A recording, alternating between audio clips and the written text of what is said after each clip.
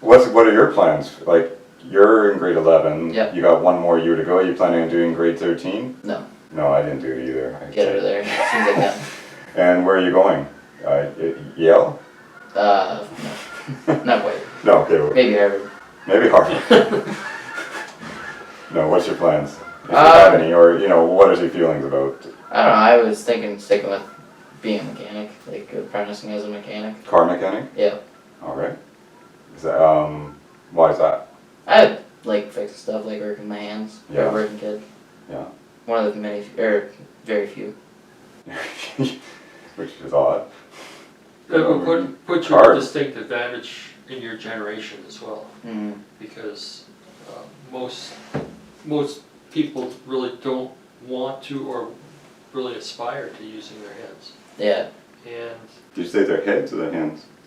well, realistically, Both. as a mechanic, they have You have to do both. they have to be really sharp, but they also have to be able to figure out what the problem is, pull the part, like pull the car apart, so they can get to the problem, get the replacement part, and put it back in and put it all back together. You can do that already? For the most part, yeah. And you're only 17? 16. 16. Yep.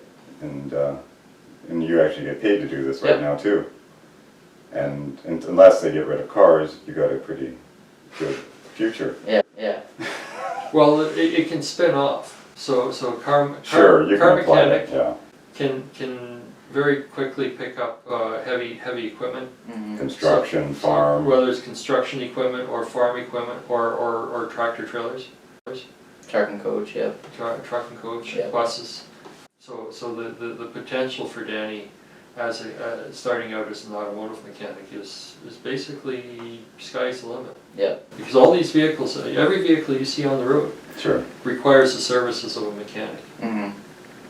At one point or another in its history, or in its in its lifespan, it's going to require the services of a minimally to change oil, to rotate tires, and to fix brakes. Mm-hmm. Do you know Charlie Kirk? Charlie Kirk. Yeah, he runs Turning Point USA. He's talking about college. He's not a very big fan of college. Ask yourself if you really need to go to college. Most of us go to college because it's simply expected that we do so. Our parents expect it. Our friends expect it. Plus, it sounds like fun, a rite of passage, an escape from mom and dad and all their rules. But none of that actually has anything to do with getting an education or earning a living after you leave college. Maybe you're not the academic type. What's wrong with that? Nothing. According to a Georgetown University study, there are 30 million jobs paying over $55,000 a year that don't require a college degree. Learn a skill like welding or plumbing or a dozen other trades, and you'll never be looking for a job. The jobs will be looking for you. We're talking $50 an hour or more, six-figure income after 5 years, and no debt. So what do you think about that? Yeah, it depends on if you're the right person for college or not.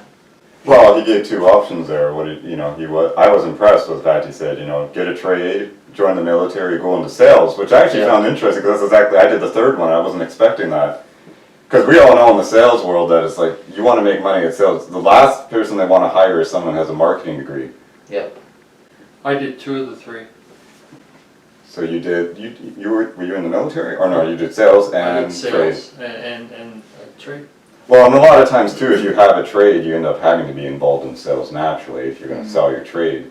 That's part of it. Yeah. Depending on the demand. But what were you doing then? I sold real estate for 13 years. Oh, okay. So yeah, you're a real sales, dedicated sales. Oh, yeah.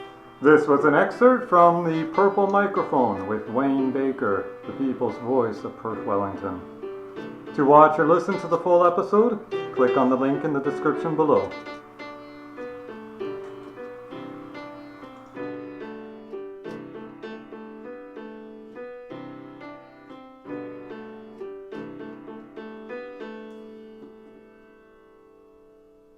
This production was approved by the Perth-Wellington People's Party of Canada Electoral District Association.